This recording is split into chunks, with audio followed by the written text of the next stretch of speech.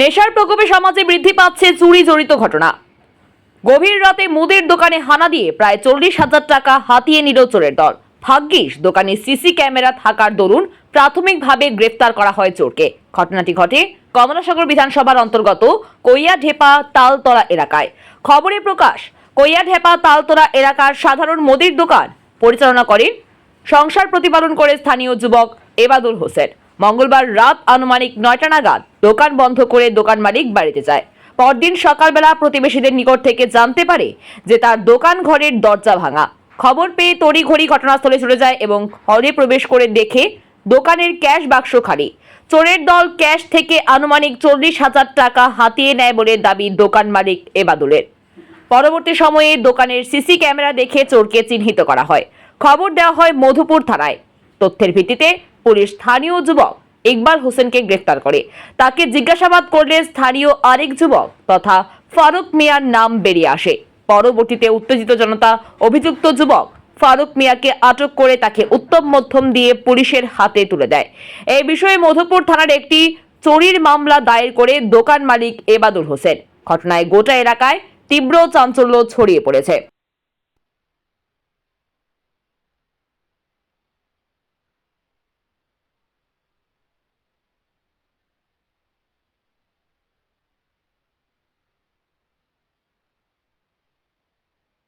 যে আমার বাইরের দিয়ে দুইটা ক্যামেরা, তারপরে বাল্বগুলি আছে বাইরের, এগুলি ভাঙা।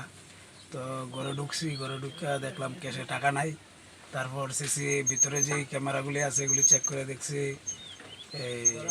এই দুইজন লোকে আমার টাকাগুলি নিয়ে গেছে। আর একজন হইল ইকবাল, ডাক নাম টুটু, আর আরেকজন হইল ফারুক মিয়া।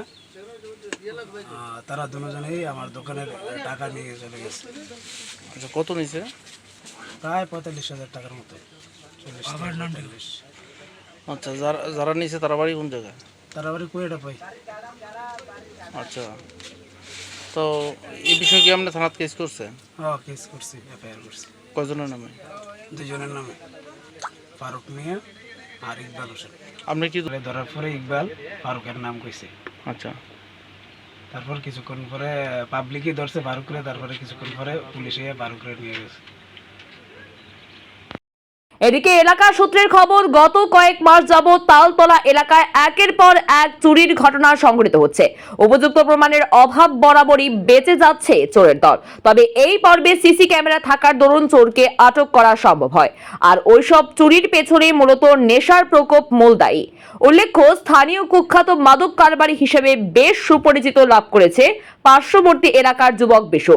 সকাল থেকে রাত পর্যন্ত তার বাড়িতে বহু দূর দূরান্ত থেকে আগত নেশাখোরদের আড্ডা।